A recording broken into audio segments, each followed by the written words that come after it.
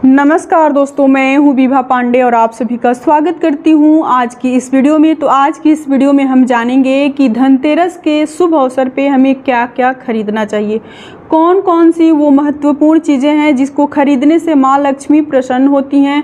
और इसके साथ हम ये भी जानेंगे कि वो कौन सा दो चीज़ है जो कि सभी के यहाँ पूजा रूम में या फिर मंदिर कह लीजिए होना जरूरी है। मंदिर में सभी के यहाँ अगर वो दो चीज़ें होता है तो ऐसा माना जाता है कि उनके घर ना ही कभी कलेश होता है और ना ही कभी माँ लक्ष्मी नाराज होकर उनके घर से जाती हैं। हमेशा माँ लक्ष्मी की कृपा उनके घर बनी रहती हैं। तो वो कौन सी दो चीज़ें हैं मैं आज आप लोगों के साथ शेयर करूंगी, तो आप बने रहें मेरे साथ मेरे चैनल पे। और अगर आपको मेरी वीडियो पसंद आती है तो प्लीज़ मेरे वीडियो को लाइक कर दीजिएगा, चैनल को सब्सक्राइब कर दीजिएगा, साथ में बेल आइकन को ज़रूर प्रेस कीजिएगा जिससे मैं जब भी कोई वीडियो अपलोड करूं तो नोटिफिकेशन आपको सबसे पहले मिले। ये सबसे पहले जान लेते हैं कि वो कौन कौन सी चीज़ें हैं जो कि हमें धनतेरस के शुभ अवसर पे खरीदना चाहिए, जिसको खरीदने से ऐसा माना जाता है कि घर में बरकत होता है, माँ लक्ष्मी प्रसन्न रहती हैं। तो मेरा पहला चीज़ है मूर्ति, भगवान गणेश और माँ लक्ष्मी की मूर्ति। चांदी, सोने, पीतल या अन्य धातु में भी मिलता है। ये सिक्का में भी है, देखिए ये चांदी का सिक्का है, इसमें माँ लक्ष्मी और भगवान गणेश की प्रतिमा बना हुआ है, आप ये भी ले सकते हैं। या फिर इस प्रकार का आता है, ये सिर्फ लक्ष्मी जी का ही मूर्ति है, गणेश भगवान का भी मूर्ति मिलता है इसमें का, अगर आप चाहें तो ले सकते हैं, लेकिन मूर्ति ज़रूर लीजिएगा धनतेरस के शुभ अवसर पे। बहुत लोगों के यहाँ का नियम है कि हर साल मिट्टी का नया मूर्ति लेकर और पूजा किया जाता है हर दीपावली में। तो अगर आप धातु का मूर्ति ले लेते हैं तो आपको हर साल मूर्ति लेने की ज़रूरत नहीं है। धातु की मूर्ति की पूजा हमेशा की जाती है, फिर नया मूर्ति नहीं लिया जाता है। तो अगर आप चाहें तो इस धनतेरस पे धातु की मूर्ति खरीद सकते हैं।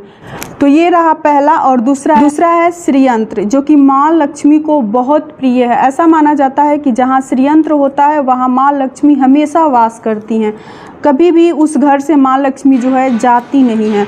तो ये श्रीयंत्र भी बहुत सारे धातु में मिलता है, सोना, चांदी, पीतल में। अगर आप चाहें तो धातु का खरीदिए, अगर का नहीं खरीद सकते हैं तो कैलेंडर भी मिलता है श्रीयंत्र का, वो भी आप अपने घर लाइए, लेकिन श्रीयंत्र इस धनतेरस आप अपने घर जरूर लाइए।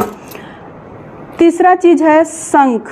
देखिए शंख भी सभी के घर में होना चाहिए, पूजा रूम में सभी के यहाँ शंख होना चाहिए। शंख और श्रीयंत्र, यही वो दो चीज़ है जो कि सभी के यहाँ होना चाहिए। देखिए मूर्ति, फोटो, कैलेंडर सभी देवी देवताओं के तो सभी के यहाँ होता है, लेकिन श्रीयंत्र और शंख सभी के यहाँ नहीं रहता है, जो कि सभी के यहाँ रहना चाहिए, बहुत ही शुभ माना जाता है।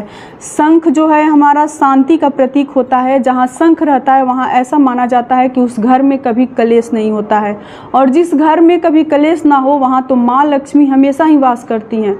माँ लक्ष्मी दौड़ी चली आती हैं जिस घर में शांति रहता है, कलेश नहीं होता है। तो शंख भी आप जरूर लाइएगा। इसका उपयोग हमें बहुत अधिक पड़ता है, क्योंकि जब भी हम किसी तीज त्यौहार में कथा सुनते हैं तो शंखनाद करना जरूरी होता है। वैसे तो प्रतिदिन हम घंटी बजाते ही हैं आरती में, लेकिन सब पूजा संपन्न होने के बाद अगर हम नियम बना लें अपने घर में प्रतिदिन शंखनाद करने का, तो हमारे घर पे कभी भी ना बुरा साया होगा और ना ही घर में कलेश होगा। तो आप इस धनतेरस पे शंख और श्रीयंत्र, ये दो चीज़ अगर आपके घर में ना हो तो आप जरूर लाएं। अगर आपके घर में पहले से है तो नया लाने की कोई ज़रूरत नहीं है, लेकिन अगर ना हो तो आप ये दो चीज़ें जरूर लाएं और अपने पूजा रूम में रखें। तो ये सब तो पूजा से जुड़ी हुई चीज़ थी, भगवान गणेश, माँ लक्ष्मी की प्रतिमा, श्रीयंत्र, शंख, ये सब पूजा से जुड़ी हुई थी।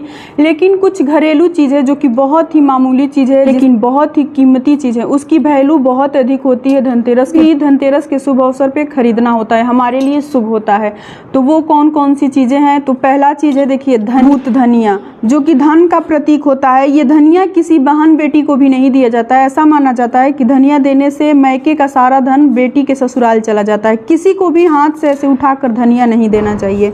तो साबुत धनिया धनतेरस पे खरीदना शुभ होता है, धन का प्रतीक जो होता है धनिया। तो आप इस धनतेरस पे ये धनिया जरूर लाइए, साबुत धनिया, पाउडर नहीं, आपको साबुत धनिया लाना है। दूसरा चीज़ है हल्दी, देखिए मेरे पास अभी गांठ नहीं है, बस आपको दिखाने के लिए मैं पाउडर ली हूँ। वैसे हल्दी में आपको गांठ खरीदना है, 5 ही गांठ खरीदिएगा, लेकिन गांठ ही हल्दी का लीजिएगा। दूसरा चीज़ है हल्दी। देखिए हल्दी बताने वाली चीज़ नहीं है, वैसे हमारे हिंदू धर्म में हल्दी का बहुत ही महत्व है। बिना हल्दी के हमारे यहाँ कोई शुभ कार्य भी नहीं होता है और ना ही हमारे यहाँ पूजा पाठ होता है। हल्दी का बहुत ही महत्व है, तो आप हल्दी भी धनतेरस के शुभ अवसर पे ज़रूर खरीद कर लाइएगा। तीसरा चीज़ है चंदन। देखिए ये भी पूजा से जुड़ा हुआ है, अगर आप चाहें तो पाउडर भी ला सकते हैं। देखिए ये चंदन का पाउडर है, पीला चंदन है इसमें। अगर आपको पाउडर नहीं लाना है तो आप इस प्रकार का भी चंदन ला सकते हैं। इसको हाथ पे ऐसे रगड़ कर और तिलक लगाया जाता है। ये जिनके यहाँ लड्डू गोपाल हैं, ठाकुर जी हैं, उनके यहाँ तो हमेशा रहता है, लेकिन जिनके यहाँ नहीं हैं ठाकुर जी, लड्डू गोपाल जी, उनको भी चंदन रखना चाहिए, क्योंकि भगवान शंकर को हम सिर्फ चंदन लगाते हैं। हल्दी, रोली, ये सब चीज़ें भगवान भोलेनाथ को नहीं लगाया जाता है, चंदन लगाया जाता है। चंदन भी धनतेरस के शुभ अवसर पे आप खरीद कर जरूर लाइएगा। चंदन सिर्फ देवताओं को लगाया जाता है, देवियों को चंदन नहीं लगाया जाता है। किसी भी कुंवारी लड़की को, शादीशुदा महिला को चंदन नहीं लगाना चाहिए। सुहागन महिला को और कुंवारी लड़की को चंदन नहीं लगाना चाहिए। चंदन सिर्फ देवताओं को लगता है और मर्द लोगों को लगता है, जेंट्स लोगों को। तो चंदन भी आप इस धनतेरस पे जरूर खरीद कर लाइएगा। तो ये रहा 3 चीज़। चौथा चीज़ है झाड़ू। देखिए झाड़ू भी धनतेरस के शुभ अवसर पे खरीदना बहुत ही शुभ होता है। वैसे झाड़ू हमें किसी भी दिन को नहीं खरीदना चाहिए। झाड़ू भी माँ लक्ष्मी का स्वरूप होता है, तो धनतेरस के शुभ अवसर पे आप झाड़ू अपने घर जरूर खरीद के लाइए, नया झाड़ू।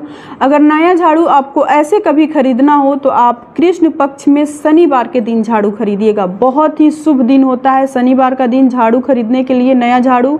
और कृष्ण पक्ष होना चाहिए, शुक्ल पक्ष में कभी भी नया झाड़ू मत खरीदिएगा। कृष्ण पक्ष में खरीदा हुआ झाड़ू से माँ लक्ष्मी प्रसन्न होती हैं और हमारे घर में उनकी सदैव कृपा बनी रहती है। तो यही सब कुछ चीज़ें था जो कि मैंने आप लोगों के साथ शेयर की, और ये सब चीज़ें बहुत ही मामूली चीज़ें, अगर आप चाहें तो ये सारी चीज़ें आप अपने घर खरीद कर ला सकते हैं। रहा बात मूर्ति, शंख और श्री यंत्र का, तो अगर आपके घर में पहले से हो तो नया नहीं लाना है, अगर नहीं है तो आप नया जरूर लेकर आइएगा। तो यहीं तक की थी आज की हमारी वीडियो। अगर आपको मेरी वीडियो पसंद आए तो मेरे कमेंट बॉक्स में जय माँ लक्ष्मी जरूर लिखिएगा। फिर मिलती हूँ एक दूसरे वीडियो में, तब तक के लिए नमस्कार।